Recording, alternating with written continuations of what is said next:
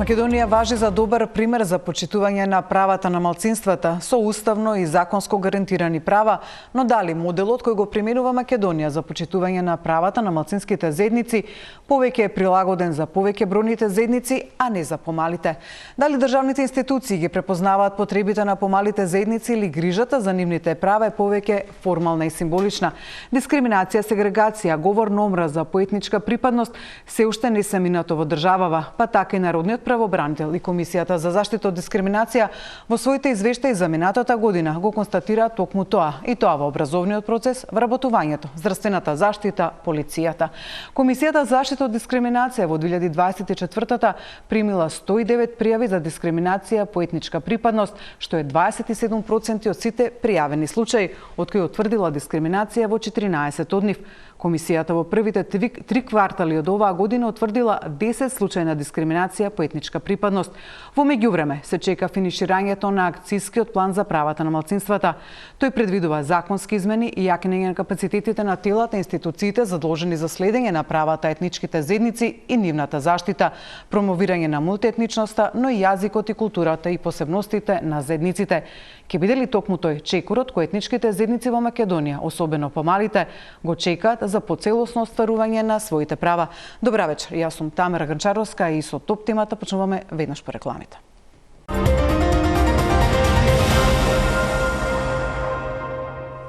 И почнуваме токму со темата која најавив, какви права уживаат помалите заедници во Македонија. Вечерва со мене во студиото се 4 гости од 4 помали заедници во Македонија. Прво ќе ги представам гостите, ќе почнам од единствената дама меѓу моите гости, Марија Сулейманова, програмска менаџерка во Институтот за истражување Ромалитико. Добра вечер за вас. Господинот Стерио Папули, председател на партијата на властите од Македонија. Добра вечер за вас. Добро вечер, благодарам на поканата. Господинот Нена Живковиќ, заменик председател на партијата на Хрватите во Македонија. Добра вечер и за вас. Добра вечер. И господинот професор доктор Рубин Земан, почесен председател на Сојузот на балкански египтјани. Добра вечер и за вас. Добро вечер. Пред да почнам со прашањата и должам на јавноста една информација, поточно мотивот за оваа емисија беше се она што се случуваше околу акцискиот план за правата на малцинствата. Тоа беше и мотивот да седнеме да поразговараме какви се правата на помалите заедници во Македонија. И тука само сакам да кажам дека првата покана за учество во емисијата беше упатена до представниците на бугарската заедница во Македонија, но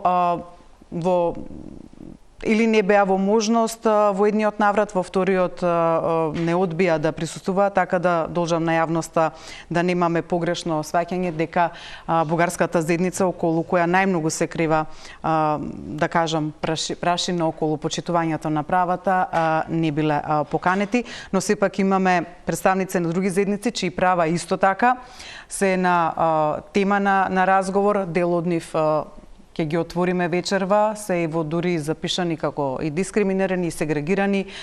Некои се помалку видливи, но затоа сме тука да разговараме. И еве ќе почнам, господине Земон, еве првото прашање е до вас.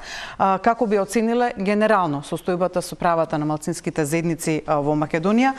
Дали правата што се гарантираат, тоа беше и во најавата, и во уставот, и во законите, завистина се практикуваат во секојдневниот живот? Поверете. Прво благодарам на поканата и навистина е, мислам, тема многу значајна да се разговара во момент кога веројатно ќе се најде на маса и акцијскиот план, веројатно можеби ќе дојде до состојба да се промени преамбулата на уставот и другите уставни измени. Во секој случај, од моја лична пред себе, како ете човек што се занимава и академски и стручно со оваа проблематика, да, уставот и законите гарантираат правата, меѓутоа проблемот е спроведувањето, современо кажано имплементацијата, нели, што го кажуваме, и поготово што се до тие, да кажеме, акцијски плани што треба да се спроведат, кои имаме некои стратегиите, тука ќе доди презничка на ромската заедница, или имаме стратегија за интеркултурализм, нека натаму и многу стратегии се усвоени, меѓутоа не само за заедниците, воопшто во државата, голема стратегии, тоа многу или никако не се спроведуваат кога доаѓаме од тие акцијски планови. Од друга страна, ако дојме сега во уставот, јас апсолутно стојам за тоа дека преамбулата на уставот кај нас генерира дискриминација. затоа што за жал, иако преамбулата е само декларација која го опишува контекстот, кога доаѓа до спроведување на некои политики и права, доаѓаме до дискриминација, тие останатите, што се, никакви права не можат да уживаат, нели? Тука презапетницира на правичната застапеност на било која, не само за правичната, сите права, што се во радиодифузниот сервис кој програмата на јазиците и така. Јазикот за мене не е толку значна работа, секоја се базира на Рамковната конвенција за заштита на националните малцинства. Тој за мене документот најрелевантен во меѓународна заедница и кај нас ние сме потпишали ратификуите, по тоа се базираме. И законите треба по тоа да се да ги направиме, да ги сетираме, што се вика. Така да тој е основен документ. Ние секој доца имало 5 или 6 колку циклуси на наблюдување на Рамковната конвенција, ние секојаш тие забелешки ги добиваме, се повторуваат 5 години или од мониторингот, или ги се повторуваат, никој ништо за тоа не спроведе, нема ни добро си имаме агенција која што колку толку барем се труди, меѓутоа немаме орган во државата што тие извештаи од Светот на Европа, од Рамковната конвенција, ќе ги земи и да видиме што е тоа имплементирано. Само даваме извештаи, меѓутоа ништо не се имплементира, и што нема одговорен орган што тоа треба да го прави. Јас кога бев во владата и советник, барем се обидувавме да имаме некое тело кој ќе ги прочита тоа. Но сепак има министерство, има агенција, ги споменавте, значи тие не се базираат на Рамковната конвенција, се базираат на законот што е усвоен во собранието, а да не зборам како усвоен законот, нели, за новото министерство, што го кажам, кој секретаријат се претвори во министерство. Така да пак ќе кажам, тоа генерира дискриминација или има една во меѓународната да кажеме легислатива едно заштита на населените права. Пример, кога Југославија се распадна, ние имавме 6 конститутивни народи. Македонци, срби, црногорци, хрвати, словенци и муслимани, тоа беа бошњаци. Од тие конститутивни народи ние ги ставивме само србите и бошњаците во прием. Зашто ги нема хрвати, црногорци и словенци? Кој е тој критериумот? Не зборувам за бројките. Бројките се ирелевантни во кога зборуваме за правата заедници. Правата се битни. Значи, пак чека по кој услов, ајде од Југославија, да не зборувам за другите 24 што беа заедници, што не го зафетил континуитет да го продолжи, што ние сега излеговме на држава која што имавме, беше лидер можеби во регионот и во Европа за малцински права. И ние кога се го направивме и 91 и 2001 уставот, си направиха што нас не одговараше. Не се воопшто имаше јавна дебата, немаше никакви да кажеме дебати, не се консултираше по широката јавност, експерти, и неколку експерти се консултираа и се направи тоа што се направи сега со уставот, кој што генерира дискриминација. Значи, пак ќе кажам, тие останатите се дискриминирани апсолутно во ова држава, без никој да се налути на ова, тоа е реалноста и тоа го констатира и Европската унија, тој така наречен француски пилот, тоа го пишува во документот на Советот на Европскиот совет, пишува дека таму основата е дискриминацијата на тие што не се споменувани во уставот. Поради тоа најпоше го туркат се Бугарија тоа во меѓународни рамки и нас се доважа дека Бугарија го прави притисок. Значи не е само Бугарија, се чудам на Хрватска зашто може потајно го делува тоа и прави притисок. Меѓутоа Бугарија може потранспарентна во тоа, меѓутоа основата за промена на уставот не е бугарите бараат. Основата е дискриминацијата што генерира преамбулата на уставот и тоа треба да ние да се го сватиме и тоа не е констатирано сега. Тоа уште првиот пак кога се дојде првиот извештај на Рамковната конвенција за национални малцинства, тоа беше некаде 2002-2003, тоа е првиот извештај. Уште тога во членот 3 пишува во тој извештај, пошто членот 3 на конвенцијата тоа го опфаќа, дека треба да се ревидира преамбулата. Значи од 2002-2003 година до сега ние ништо не сме правиле тоа. 5 пати тоа не се повтора во извештаите на Советот на Европа. И сега дојде проблемот, доаѓаме пред влез на Европска унија и тоа е на маса. И сега никој не е крив. Епа, тоа е суштината на проблемот што ние го имаме. А пак ќе зборуваме во главном сите да кажеме политики што се спроведуваат кај нас за жал не се системски, се повеќе производ на политички пазар на големите партии што се моментално може во коалиција и не се решават проблемите системски, не се решават од политички пазар. Кај нас кога секоја станува збор за малци, генерално се можеме да одиме подетално понатаму. Господин Живковиќ, има ли државата јасна и долгорочна стратегија за заштита на и унапредување на малцинските права или се реагира адхок? Еве господинот Земун спомена Хрватска. Дали може би она малку посилно ќе застане зад заедницата на хрватите во Македонија визави бугарските барања за впишување во уставот кои се 20 години намаса, но никогаш не се актуализирани на таков начин од страна на Хрватска. Значи вака, кога говориме за стратегија, ние сме сведоци изминативе 20 и кусор години дека ние имаме и голем број на стратегии, и голем број на акциски планови, на нацрт анализи, на извештаи кои што се анализираат, и производ на сето тоа се планови кои што се интерресорски, па така ние денес имаме и во делот на јазикот, и во делот на образованието, и во делот на културата, и во сите оние останати сегменти на помалку бројните заедници на малцинствата, кои што законски гледано низ една легислатива ние сме добро покриени. Но, од друга страна, ајде да видиме каква е имплементацијата. Имплементацијата е таа која што можеби треба да биде институциите и проактивни, и подобро координирани, и повеќе да комуницираат меѓу себе, за да се доде до една ситуација да секоја институција преземе конкретна обврска и истата таа да имплементира. И тука мислам дека нашиот најголем проблем во некоординираноста на институциите. Институциите мораат подобро да комуницираат меѓу себе, за да може секоја институција да си преземе своја обврска во делот на тие планови, во делот на заедниците, и да ги имплементира доследно согласно оние работи кои што ги има превземено. Во делот на вашето прашање, во вториот дел на Хрватска, видете, изминативе, ќе кажам, 35 години, мислам дека Македонија поголем пријател од Хрватска нема.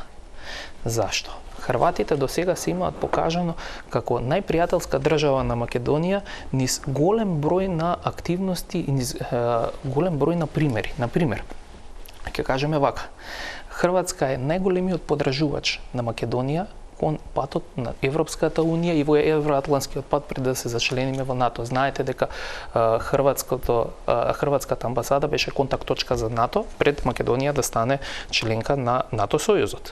Најголемиот поддржувач на Европскиот пат е Хрватска. И да, сега тука ќе кажам една изјава на премиерот на Хрватска при последната посета на Македонија во 2023, која што кажа, цитирам: "Ние би ценеле доколку Хрватите се најдат во уставот на Македонија." Тоа значи еден пријателски чин, имајќи во предвид дека македонската заедница е дел од преамбулата на уставот на Хрватска. И знаете како, кога вие двајца пријатели разговараат и две пријателски држави, тоа мора да се сведе на еден пријателски диалог кој што нема да биде мораш и треба да го направиш, него треба да биде производ на добра волја. Добра волја и од едната и од другата страна за било кое прашање. Не треба да се сведе сега тоа на база на уценување, на база на ултиматум, или сега ја во овој момент го имам механизмот на репресија, каква и да е, па ќе ве принудам да го направите вие ова и ова. Тоа не е пријателски чин и така не се однесуваат пријателски држави. Хрватска е вистински пример на една пријателска држава кон Македонија и како со своите активности го докажува тоа пријателство. Се надевам дека за брзо време ќе созре и јавното мислење овдека и ќе се створи и позитивна клима не само за хрватската заедница, не само за Хрватска, него и за сето она што Хрватска, пак ќе кажам, го прави кон Македонија. Господине Папули, може ли да зборуваме за селективна примена на законите или однос на институциите кон различни етнички заедници во Македонија? Дали имаме заедници од прва категорија или заедници од втора категорија, односно поголемите со поголеми права и помалите со помали права, или сето тоа се губи низ лавиринтите на законите, на процентите пропишани во законите? Каков е вашиот став по тоа прашање? Мислам дека се губи низ лавиринтите на законите, како последица врз тоа што помалку бројните, не помалите етнички, меѓутоа помалку бројните, се извинувам, да. Помалку бројните етнички заедници во оваа држава имаат, ќе се надорзам, значи до моите колеги Рубин и Ненад, до спроведувањето во пракса на нашите права кои што се гарантираат со преамбулата и уставот на републиката. Кога зборуваме, доколку прашуваме само за помалку бројните етнички заедници, тогаш би рекол дека разлика голема нема помеѓу застапеноста во институциите на едните или на другите. Се разбира, има простор за подобро застапување, има простор за повеќе разговор, дури и имплементација на или ставање на личности кои што се автентични представници на овие етнички заедници во најразлични институции за да ја представуваат својата етничка заедница, а ако зборуваме за повеќе бројните етнички заедници или повеќе бројните, поголемите етнички заедници во државата, тогаш ќе се согласиме сите на ставот дека помалку бројните етнички заедници заради тие бројки или критериуми кои што ги наметнува законот за застапување на истите во институциите или во собранието конкретно во моментов, тогаш да, некои етнички заедници имаат повеќе се застапени низ правата од помалите етнички заедници. Меѓутоа, во исто време, мора да се треба да се изнеме механизам каде што помалку бројните етнички заедници би имале своји автентични представници во собранието. Ние тоа го збориме веќе подолго време, каде што да, етничките заедници имаат своји представници во собранието како претеници. Меѓутоа, нашиот став е дека треба по пат на автоматизам како во неколку балкански држави ќе бидат застапени и помалку бројните етнички заедници, затоа што во овој момент, како што се сега изборните единици, кога би оделени избори, со 6 изборни единици, нашиот проблем на еден начин е тоа што не сме конкретно застапени во еден град. Да, дисперзирање на гласовите. Дисперзирање на гласовите, така што се отворени листи со прак од 1%, значи јас добро ја пратев лидерската средба, каде што се бара прак од 5% од еден од лидерите на албанските политички партии, меѓутоа ние сметаме дека прак од 1% би бил задоволителен за да можеме ние како помалку бројни етнички заедници, а не застапени само во еден град, туку во повеќе градови, да можеме да излеземе со автентичен представник, да го покажеме пред јавноста, не само пред лашката заедница, туку пред целата јавност, за да може да ги добиеме одреден број на гласови како би имале пратеник во собранието кога станува збор за добивање на, би рекол, влијание или моќ во таа институција, за да може нашиот глас да биде слушнат. Во исто време, доколку не се случи тоа, би било пожелно, би рекол јас, да можеме да имаме загарантирани сите помалку бројни етнички заедници, гарантиран пратеник во собранието, каде што ќе може да ги представува реално и изнесува проблемите на самата етничка заедница. Господи Сулейманова, каде најчесто доаѓа до кочење во институциите на спроведување на правата на помалку бројните заедници, дали се тоа самите институции, локалната власт или политичката волја? Многу забелешки има за локалната власт, додека се подготвав за емисијата, многу забелешки има за локалната власт за спроведување на правата или средствата, за користење на средствата наменети за помалку бројните заедници, но каков е вашиот став? Каде е најголемиот проблем кога ќе дојде до тоа? Видите, најголемиот проблем. Најпрво да ја поздравам вашата иницијатива за организирање на оваа емисија, затоа што многу малце може да видиме на ТВ екраните представници на помалобројните заедници и нели да се чуеме помеѓу себе, меѓутоа и гледачите да го чујат нашето мислење. Така да мислам дека е одлично што сме денеска тука да говориме на оваа тема. Што се однесува до проблемот на имплементација, да речам, на политиките или законите кои што се правата кои што се однесуваат на помалобројните заедници, јас би рекла дека тоа е не можеме да кажеме дека едно е проблем. Значи тоа се низа на проблеми кои што се поврзани помеѓу себе, па и за тоа немаме, да речеме, добра имплементација најчесто. Значи ние имаме институции нели надлежни за да ја земам стратегијата за роми, на пример, како документ.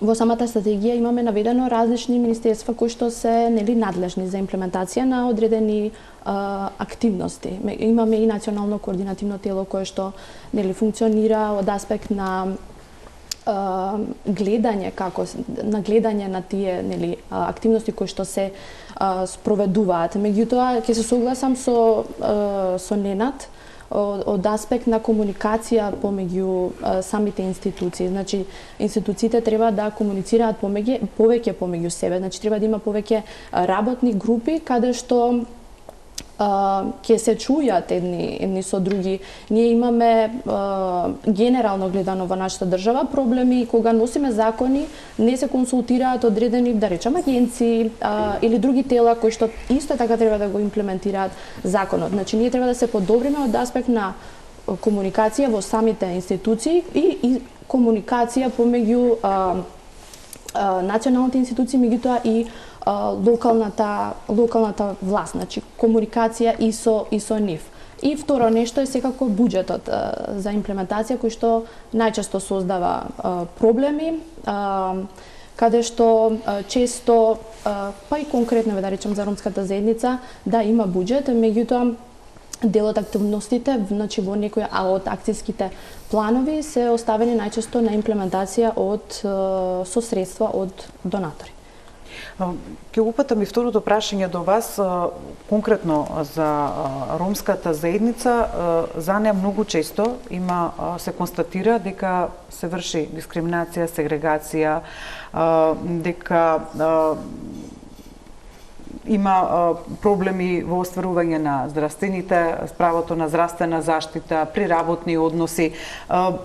Сепак е една од заедниците која во преамбулата, значи го има правото над другите помалку бројни заедници, но сепак во рамките на државата, барем според извештаите кои стигаат и од Советот на Европа и последната мисија која беше во мај, тука исто така од Советот на Европа, се констатира дека кон оваа заедница сепак не се спроведуваат во пракса сите права, не ги ужива целосно сите права. Како сметате дека ќе се надминува? Ако со закони е се определено и според уставот ги имате правата, но сепак велите институциите треба подобро да комуницираат меѓу себе, но сепак проблемите остануваат. Како ќе се надмине, особено во образованието, кај децата кои се бројките се поразителни за учеството на децата роми во образовниот процес? Видете, оваа борба, да речем, за подобрување на положбата на ромската заедница, значи во државата, меѓутоа да земам и Европа, нели, затоа што не само Македонија и другите држави имаат стратегија за подобрување состојбата на ромите, меѓутоа конкретно, нели, збориме за нашата држава. Значи ова е еден процес кој што трае повеќе години, значи ние сме имали како држава повеќе стратегии кои што биле донесени и факт е дека во некаде, значи во некои сфери имаме подобрување. Ако го земеме конкретно образованието, стипендиите, значи биле и се добар потек за подобрување. И се зголемуваат од година во година, тоа е факт, но сепак не е доволно. Да, меѓутоа не е доволно. Значи имаме аспекти кои што се подобрени, меѓутоа ние не можеме да очекуваме дека во рокот, да речам, активни 15-20 години работа, особено работа на невладиниот сектор и сепак ако се земе во предвид дека ни фали политичка моќ, меѓутоа и поголема ангажираност на институциите, во тој случај не можеме да очекуваме дека нели за 15 години или 20 години ќе имаме целосно подобрување на состојбата на ромската заедница во државата, затоа што како заедница ние сме биле дискриминирани и се уште сме, значи многу долго време.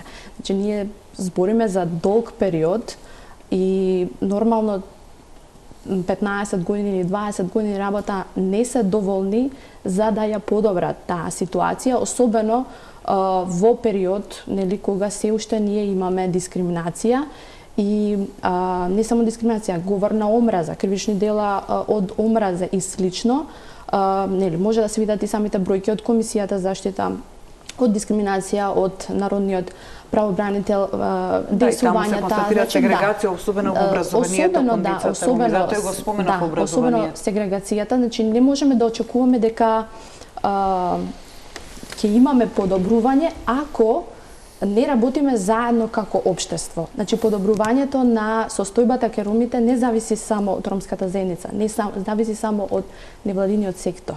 Зависи од институциите, меѓутоа зависи и од целокупното општество и како ние функционираме и комуницираме помеѓу себе. Господине Паполи, дали влашката заедница е доволно видлива за институциите и каква е поддршката која се дава за влашката култура, за зачувувањето на влашкиот јазик и идентитет? Одлично прашање. Во моментов и не само во моментов, туку долго време влашката заедница се соочува со овој проблем, односно со видливоста на самата влашка заедница. Институционално би рекол дека би можеле подобро, меѓутоа институции да имаат слух, би рекол. Меѓутоа јас тука малку го земам одговорноста и кај нас, кај самата етничка заедница, затоа што институциите имаат слух, соработуваат со нас и ни даваат поддршка, кога станува збор посебно за проекти од културата и од фолклорот, во даден момент немавме, би рекол, поддршка конкретно за овие две работи. Меѓутоа, во последните неколку години се повеќе и повеќе имаат слух институциите, односно јас би рекол дека ќе бидеме уште повеќе видливи ако институциите решат дека оние проекти кои се поднесени од страна на влашката заедница и практично се реализираат дојдат до практична реализација. Што значи тоа? Доколку дел од некои невладини организации или фолклорни групи на влашката заедница аплицираат за X проекти по министерствата, Министерството за култура, на пример, или во Министерството за односи меѓу заедниците, меѓутоа ќе спомнам Министерството за односи меѓу заедниците, на пример, тоа е една пофалба до оваа влада, би рекол, која што го разговаравме претходната година и практично се реши. Секоја етничка заедница која што е во Уставот на Република Македонија може да го прослави својот национален ден со средства од буџетот на државата. Тоа е чекор за поздрав и ние го организиравме националниот ден на властите, конкретно ќе ги земам властите, 2025 година за прв пат во Македонскиот народен театар, комплетно поддржан од Министерството за односи меѓу заедниците и Министерството за култура во соработка, и присуствуваше и премиерот на Република Македонија за прв пат во историјата на државата. Што значи во исто време вице-премиерот Иван Стојковиќ. Што значи во моментов во истите тие средства кои што беа предвидени за националниот ден на властите, беа предвидени средства кои што ќе биде за унапредување на културата и сооднос, соработка помеѓу невладиниот сектор и истото во министерство. Тоа не влезе во практична реализација. Веројатно ќе влезе во оваа година во соработка со Агенцијата за остварување на правата на заедниците и се надевам дека уште повидливи ќе бидеме. Би рекол дека како заедница можеме да бидеме повидливи, меѓутоа пак би рекол дека одговорноста е кај нас. Токму за тоа сакам да ве прашам, велите ќе бидеме повидливи, но факт е дека низ годините се намалуваат бројот на здруженија на кои ги застапуваат пасите, или да кажеме влашките здруженија. Инаку според последниот попис од 2021 година во власти во Македонија има 8714 во државата, тоа е 0,44% од населението. Но на влашки, како јазик кој го зборуваат дома или мајчин, како што го користат секојдневно, се изјасниле 0,17%. Тоа значи дека секој трет од влав не го зборува влашкиот дома. Точно, тоа е најголемиот, би рекол, проблем со кој што се соочуваме ние во моментот. Дали се тука институциите или самата влашка заедница е? Би рекол дека е двојно. Меѓутоа, пред се јас пак ќе речам, одговорноста е кај нас, меѓутоа ова се случува многу долги години заради, би рекол, еден начин на низ годините, например, доколку не сте имале во одреден момент X, ке ја земем Република Македонија како од 45-та година на вака Народна Република Македонија, во состав на Југославија, на попис од 1949 година се изјаснија 149.000 власи. Значи, тоа се само попишани. Сега имаме 8.000 во период од 75 години. Значи, тоа е, би рекол, една асимилација на влашката заедница низ годините, културна или било каква. Меѓутоа, факт е дека во тие 45 години, кои што се две генерации, немале можност да го изучуваат влашкиот јазик институционално или да посетуваат образование на свој мајчин јазик. За сметка на тоа, кога дуаат демократските ветришта во Македонија после 90-тите години, да се овозможува да се учи јазикот, се отвараат паралелки на влашки јазик, но сепак сметам дека тоа е доцна. И сега вие, кога имате трета, четврта генерација на зборување на влашки јазик само дома, тоа не е трета, четврта генерација, тоа е 13-та генерација, ако одиме историски, 3-400 години од кога постои како заедница утврдена со палењето на Москополи и така натаму, како запишана, како запис влашката заедница на балканските простори, ние стигнуваме сега правам една паралела историска за да го разбереме моментот зошто влашката заедница во моментов се наоѓа со јазикот тука. И после 90-та година се организираат паралелки на влашки јазик и влашкиот јазик може да се изучува како факултативна настава, а не како задолжителна. И знаете како, едно време требаше да се соберат 15 деца за да може да се изучува влашкиот јазик. Сега, за волја на вистината, пред 2-3 години, не знам точно, ке погрешам со годините, но и едно дете да пројави интерес да учи влашки јазик, ќе му биде овозможено тоа фундаментално, основно човеково право. Така што, еве, ние се апелираме и до институциите, посебно до Министерството за образование и Министерството за култура, да имаат слух, за да можеме да обучиме, односно да се издвојат финансиски средства за да може да обучиме наставници по влашки јазик. И во исто време апелирам повторно да може да се отвори катедра за изучување на влашкиот јазик при Филолошкиот факултет на Университетот Кирил и Методи тука во Скопје, за да можеме ние да основаме кадри кои што ќе го изучуваат влашкиот јазик, тие наставници ќе го почнат да го предаваат влашкиот јазик низ градовите каде што има значителен број на влашка популација.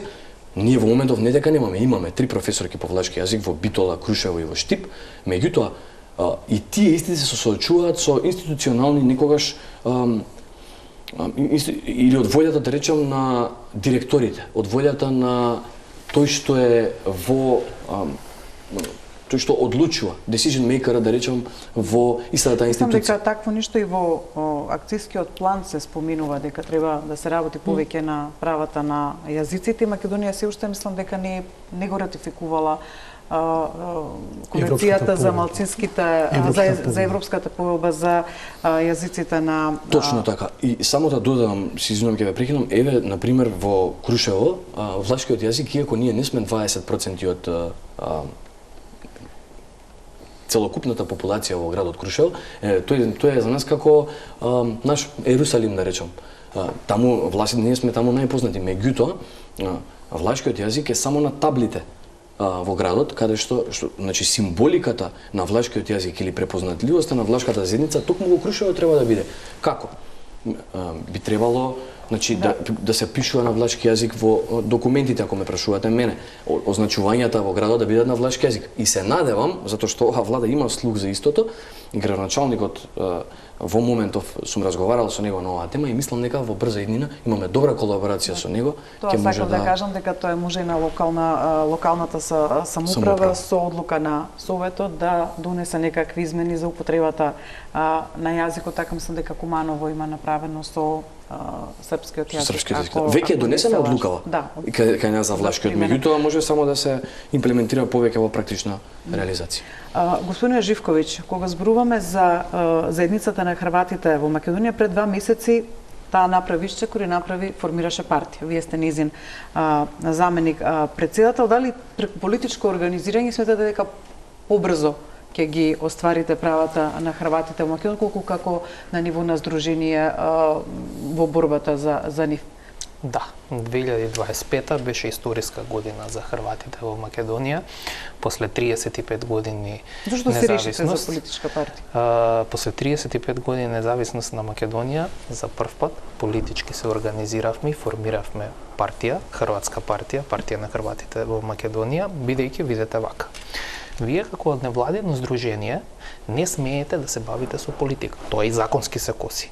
Значи, заедницата на хрвати, како најголемо здружение на хрватите во Македонија, со години се занимаваше со она што е примарната дејност, зачувување на јазикот, зачувување на културата, на организирање на културни, спортски и останати активности, и во делот на политиката може би малку излагаше од својата рамка како невладино здружение. Затоа сметаме дека преку формирањето на овој политички субјект ние ќе можеме активно да партиципираме на политичката сцена во Македонија и со тоа да придонесеме кон тоа што кажа Истерио, поголема видливост на хрватската заедница, бидејќи хрватската заедница е тоа што едното од работите што ја мачи е видливоста на самата заедница, креирањето и предложувањето на политики и едноставно зацврстување и продлабочување на односите помеѓу Хрватска и Македонија, традиционално пријателски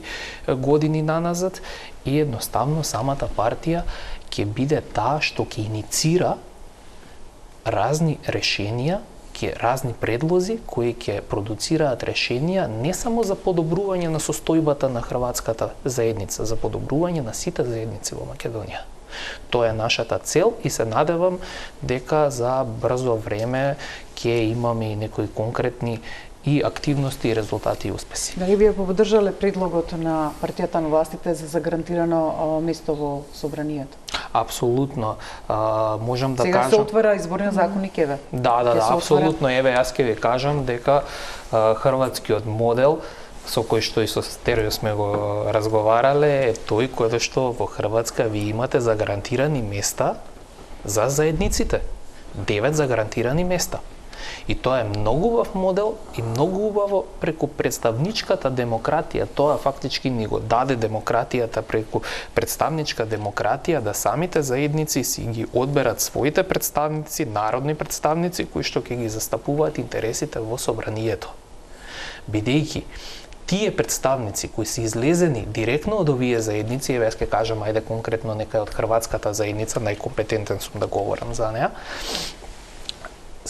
точно знае со кои проблеми се соочува заедницата, кои предлози и што да предложи за да се унапредат правата на хрватите во Македонија и не само на хрватите. Ние кога разговараме, бидејќи ние сите комуницираме меѓу нас, и со влашката, и со ромската, и со египтјаните, и со сите останати заедници, сите наши предлози се тука некаде слични и со имплементација на сите тие наши предлози се затвараат голем број на прашања за сите заедници, не само за една заедница. Инаку ќе ве допрашам, ја споменавте и пред малку и сега компарацијата со Хрватска и како таму се уредуваат правата на малцинствата, тоа е барање на хрватската држава од основа осамостојувањето на Македонија како да има реципроцитет во односите, поточно како што е македонската заедница признаена во Хрватска, да има признание на хрватската, но што конкретно вас ви е приоритет при тоа? Дали финансиската поддршка од државата, дали промовирањето на хрватскиот јазик и култура, особено преку јавниот радиодифузен сервис, правичната застапеност, што е приоритетното што сака хрватската заедница да го добие со тоа? Набројавте веќе голем дел од приоритетите наши. Јас само ќе кажам дека чекорот кон зацврстување и унапредување на односите во Хрватска и Македонија кулминираше 2007 година со подпишување на спогодбата помеѓу Хрватска и Македонија за заштита на македонската заедница во Хрватска и хрватската заедница во Македонија. Во таа спогодба се токму наведени сите овие работи кои што ги спомнавте, кои што за нас се од фундаментално витално значење за опстојување на самата заедница. Јазикот, културата, правичната застапеност и оној член 9 во самата спогодба вика застапеност на хрватската заедница во представничките тела на локално и национално ниво. Тоа се најбитните работи, бидејќи видите, јас сметам дека тука прв ќе го кажам јазикот. За нас е доста битен, како што еве Стерио кажа за влашкиот јазик, така ќе кажам за нас е многу битен да ние имаме емисии на хрватски јазик.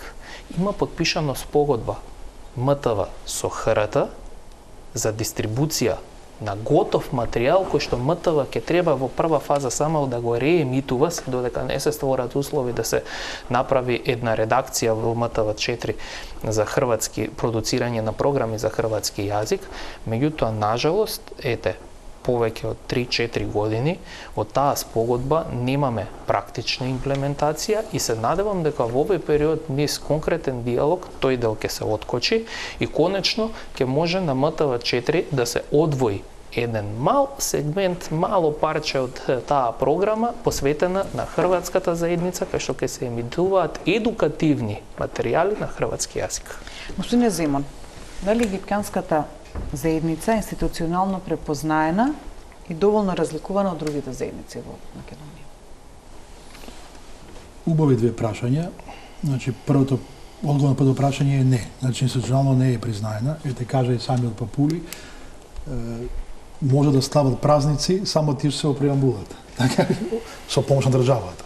Значи, ние треба да си сами си ославиме ние нормално нашиот ден 24 јуни. со наши средства, со наши самофинансирање. Ем сме мали, ем немаме соодветна и прави застапеност, ем немаме буџетирање, ем сами си го финансираме, за разлика од некои заедници кои што сите ги имаат и што ги државата им помага. Така што кога се прават и тие меѓународни конвенции и целата филозофија на заштита на заедниците е заштита тие малите, загрозените, маргинализираните, а не големите да им се даде уште повеќе. Значи, тука ние имаме проблем со парадигмата, нали, со перцепцијата на прашањето на заштита на заедниците.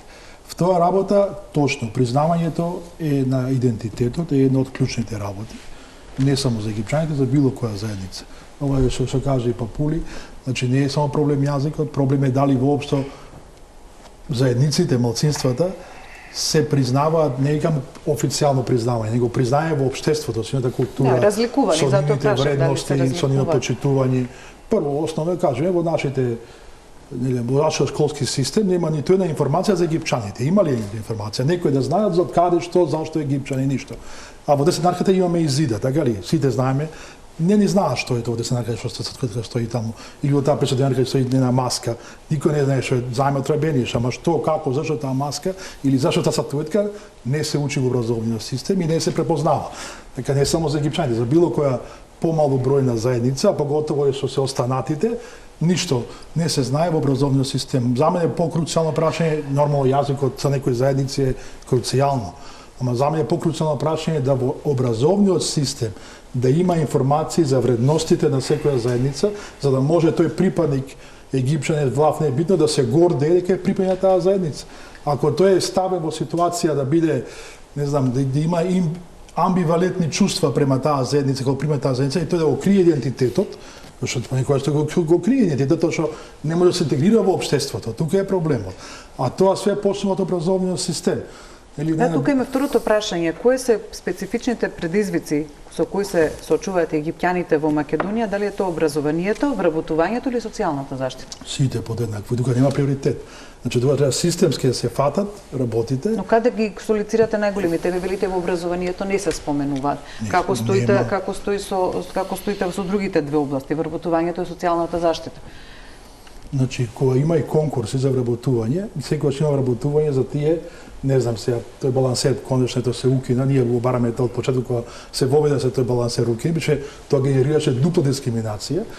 Значи секогаш имаше за овој оглас важи или не важи, го треба да се вработи албанец, турчин, не знам што. Никогаш останатите не беа споменати да се вработи некаде.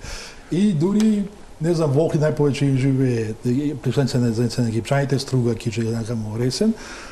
Значи, се вработува во администрација локална припадници на заедници, а египчаните во Охрид се втора заедница по бројност. Нели, се вработуваат заедници што се помалку бројни, кои што ги има може 5-10 фамилии, нели, а не се вработуваат тие што се втора заедница во општината. По тоа што не е во преамбулата. Дали ја споменавте општината, еве по примерот на Крушево, Куманово, дали општина Охрид е волна на пример да правата на египтјаните да ги стави на едно повисоко ниво? Се зависи од локалната самоуправа. Дали сте разговарале, дали имате контакти со нив? Какво расположение? Ете, за прв пат за поздравување во Струга, сега новиот градоначалник конечно стави раководител, директор и баш рече че ставиме египчаните. Не на јавно предпријатие. Прв пат се случи тоа, добра војна градоначалникот на Струга. Тоа Охрид уште не го има направено, стави барем раководител некаде, дека се кажете египчанец некој раководител, било што, во било која јавна институција и установа. Значи тоа нема. А докато ќе кажувам, работите треба да се решава системски, а не поради политичката волја на одредена политичка личност. Нали се плаши дека правата на овие помалку бројни заедници може да останат формални и символични ако се продолжи на ваков начин како што е до сега? Па видите, ние се критикуваме државата, сепак во права Македонија е една од земјите кои што сепак се грижи, се обидува да промени нешто, иако има и подобри примери. Не е Македонија шампион во таа работа, има и подобри примери.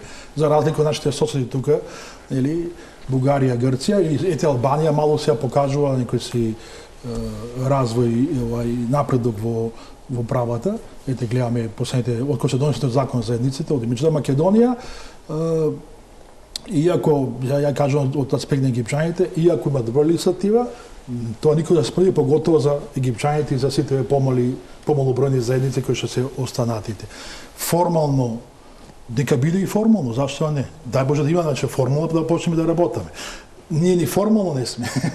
Ни формално ги нема за да може да се тоа почне. Па дури и имало случаеви, не знам, за вработување или не знам каде, за запишување во стипендии, земе дека натаму, што се тие египчанец? Па нема графа, вика. Па што ако нема графа, што се па види од това бира што ќе се издаде што тоа се во листата. Значи такви случаи имамо. Бира што се дискриминација за да се вработиш. И што да бидам сега, да бидам влав, да бидам ром, да бидам египчанец, да бидам србин, што? Да, тоа е токму што го зборувавте на почетокот, дека токму бар нека биде и формално. Значи дека нема таква или да има за сите или да нема за никој. Јас сум и тоа за преамбулата. Или сите или никој во преамбулата. Не може некој само да биде. И тоа генерира дискриминација, што се слегуваме во сите нивоа, практично е страшна работа. Значи, со луѓето што се соочува со институционални прашања, а сепак станува збор, сите заедници во главном се со помали примања во буџетот, домашниот буџет, и секојаш има проблем, и поготово кога ќе му дојде тоа вработува, има шанса и му кажува ете изјасни се некоја друга заедница која што има можност, про боно му се дадени можности на некоја заедница или други заедници да вработува, а ги нема во таа општина, и тој ќе се изјаснува било што. Да, ќе мора да направиме пауза реклами и продолжуваме со емисијата.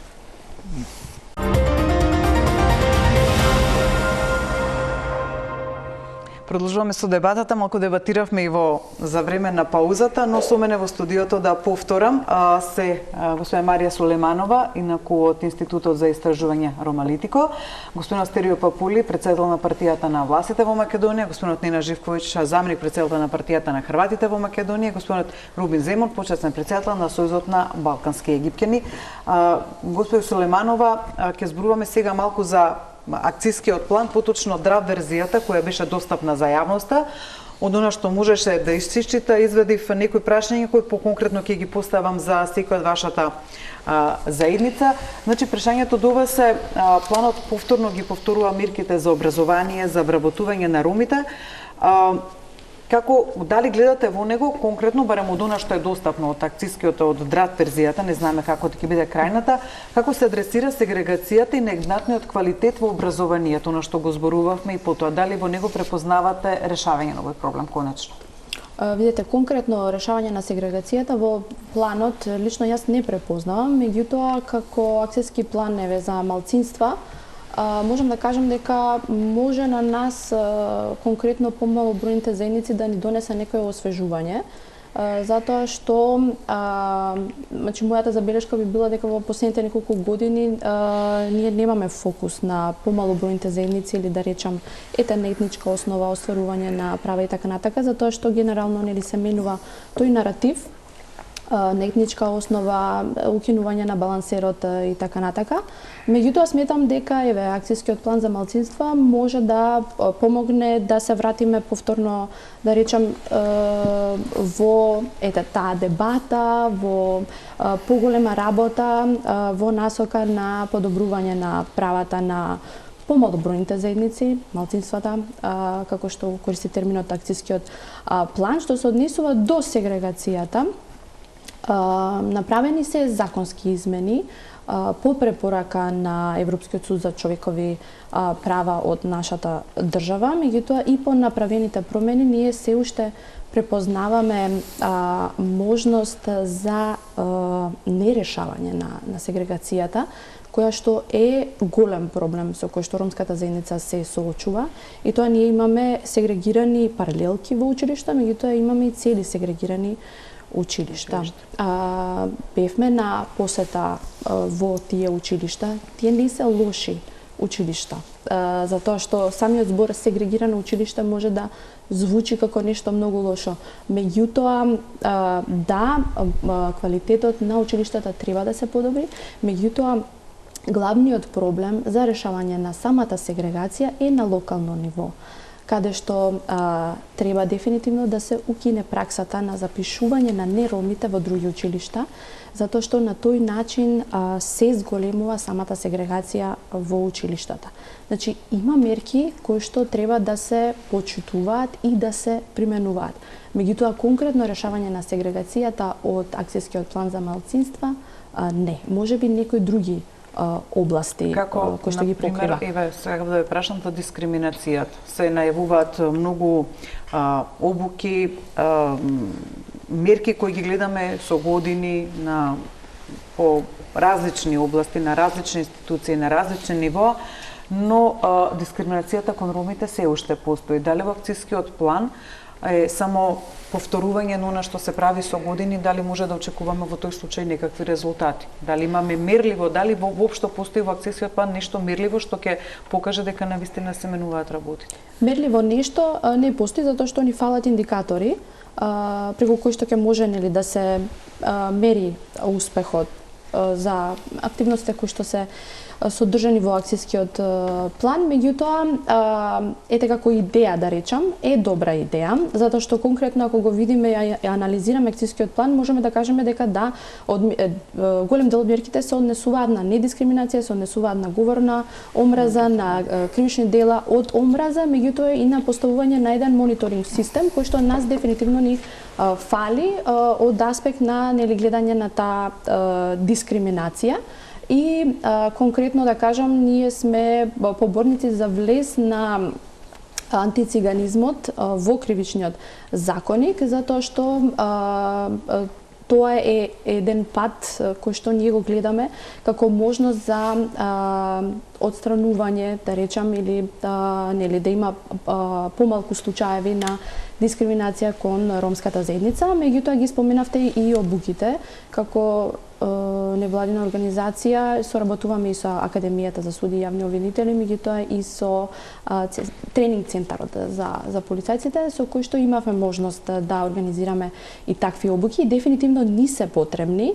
Меѓутоа би рекла дека тоа би било одлична пракса за подобрување на состојбата кај ромската заедница, меѓутоа зашто да не и за едно поголемо разбирање на како функционираат помалобројните заедници во нашата држава. Така да тоа би бил мојот коментар за акцијскиот план за малцинства и сметам дека треба да бидеме, како помалобројни заедници, треба да бидеме вклучени во процесот, затоа што ние сме тие кои што живееме во оваа држава. Дел заедниците не се вклучени во уставот, ете ние сме вклучени во уставот, меѓутоа знаеме како функционира системот и можеме да дадеме конкретно и препораки, меѓутоа и да имаме повеќе вакви дискусии кога станува збор за тема малцинства, меѓутоа сакам да се надоврзам за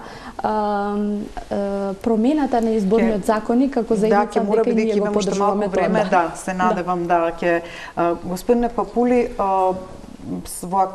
препознавате ли нешто што ќе подобри положбата на ајде да кажам положбата на ова што го нотиравте во вечерва на влашката заедница? Се наведува поддршка за културни активности, како ве план гарантира континуитет кај властите или само на еднократни настани? Препознавате ли нешто што ќе конкретно вашата заедница ќе има бенефит од акцијскиот план? Ќе се обидам да бидам краток, највеќе бенефит мислам дека истиот акцијски план носи самото представување или самата комуникација измеѓу помалобројните етнички заедници, како што спомена и Марија.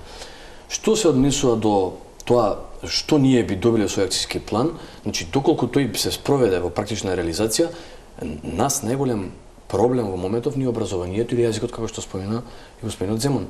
Значи, доколку со акцијскиот план се задолжат на еден начин институциите или во случајов Министерството за образование, заедно со Министерството за култура, по-конкретно Министерството за образование, да одвои буџетски средства, финансии за отварање на таа катедра за изучување на влашкиот јазик, каде што ќе се обучат истите тие власи, наставници, за да може да го предаваат влашкиот јазик понатаму, дали во основното образование или во градинките знак прашалник, меѓутоа еве во основното образование, И во исто време Министерството за култура ќе има одреден буџет каде што со акцијскиот план одредени квоти или X број на финансии ќе бидат доделени за конкретно манифестации кои што се одржуваат од страна на влашката заедница или сами ги организираат. Како што е тоа случај кај нас. Например, јас можам да набројам само 10 културни манифестации кои што ние ги одржуваме надвор од Националниот ден на властите 23 мај. А тоа се случува најчесто на лето. Значи, во јуни имаме 2, во Струга се собираме за Света Тројца, потоа се собираме на Калин камен, па, значи, се собираме во Кочани на Пониква и така натаму да не ги редам, значи, во Битола, во Малоишта, дали за Свети Константин и Елена, значи, од црквата. Разни манифестации за 2 август во Крушево, 4 август, например, е доделен ден за почитување на влашката култура. Да имаме само... Сигурно. Да. Меѓутоа, да довршам, значи, тоа би било конкретно од Министерството за култура, доколку би биле поддржани овие настани конкретни кои што ги споменувам со X бројки, тогаш би имале придобивка од овој ист акцијски план. Акцијскиот план дали предвидува вклучување на помалку бројните заедници во креирањето на политики? Како го препознавате во контекст на подобрување на учеството на хрватите на во креирањето на политиките? Се спомнува таму дека Министерството за култура ќе преземе активности во контекст на јазиците, се зголема бројот на вработени во агенцијата за почитување на јазиците и така натаму, да не ги видам, но дали учеството, мислите дека се гарантира учеството на помалку бројните заедници во креирањето на политиките?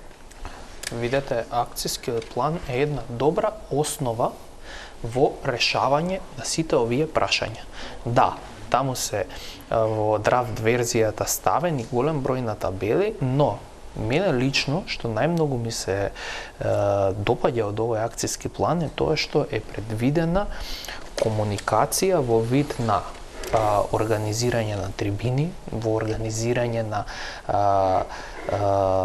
разноразни интерресорни работни групи, каде што тоа што го кажав на самиот почеток, не само институциите, него институциите со представниците на помалку бројните заедници ќе одржуваат редовна комуникација за да добијат фидбек, повратна информација од практичната имплементација и реализација на договорените активности во овој акцијски план. Бидејќи, пак ќе кажам, ние сме имале и други акцијски планови, и други анализи, и други програми кои што останале само празен збор на хартија. Нас ни е потребно тоа да ние комуницираме на терен со сите овие заедници, да ги прибираме нивните информации и врз основа на тоа ќе имаме мерливи резултати колку овој акцијски план е имплементиран.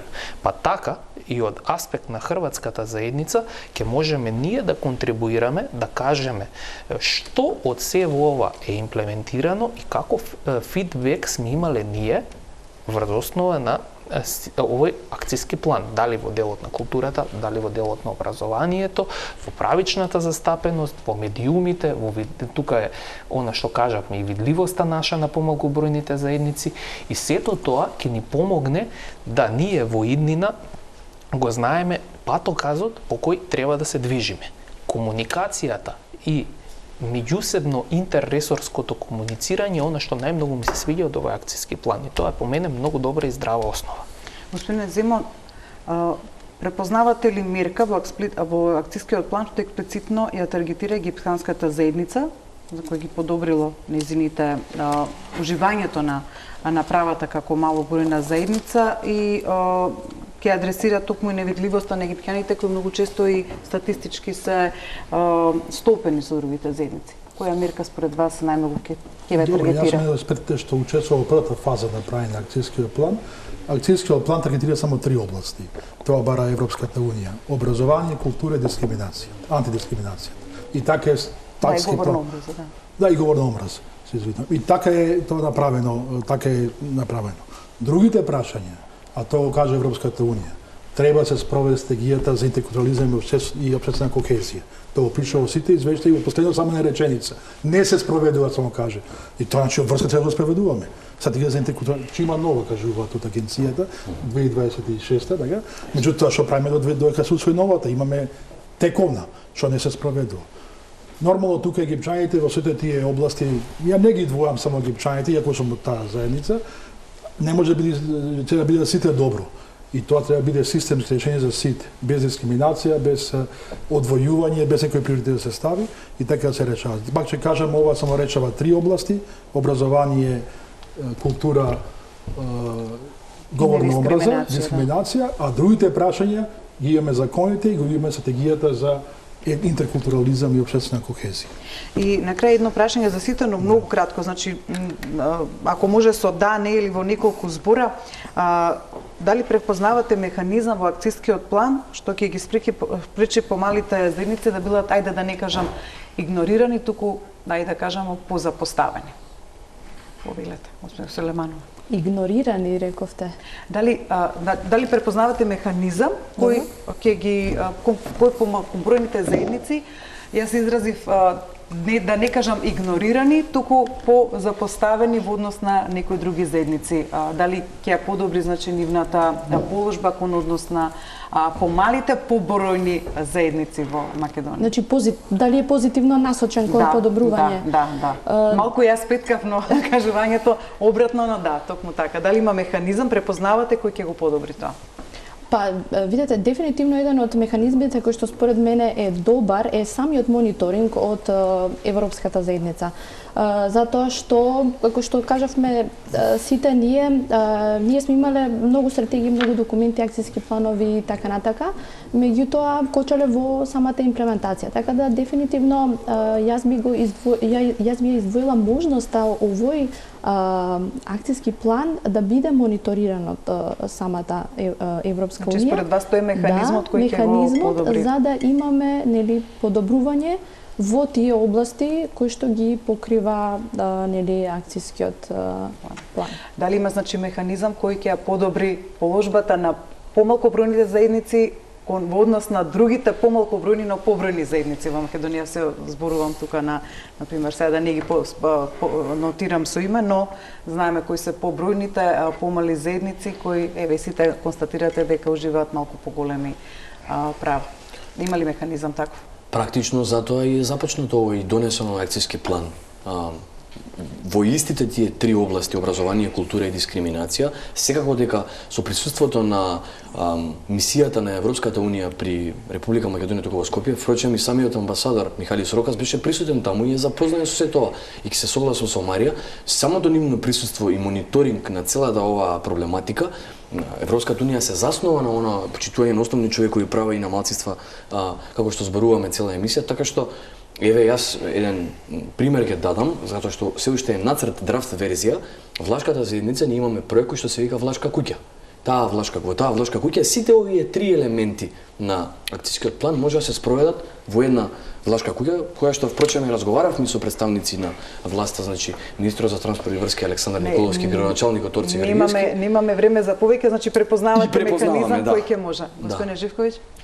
Ако усвојувањето на овој акцијски план е услов за отварање на првиот кластер фундаментални права, тогаш дефинитивно да, ќе биде мониторирана од Европската унија и тука имаме и како добар механизам. Да. И многу кратко апсолутно да во култура. Тука ќе се препознаваат сите заедници, тоа ќе се дават поголеми средства за култура, зашто средствата за заедниците се повидливи, помалку минимални, а со акцијскиот план се предвидува прилично финансирање на културата на заедница и тука ќе се тоа ќе биде видливоста поголема.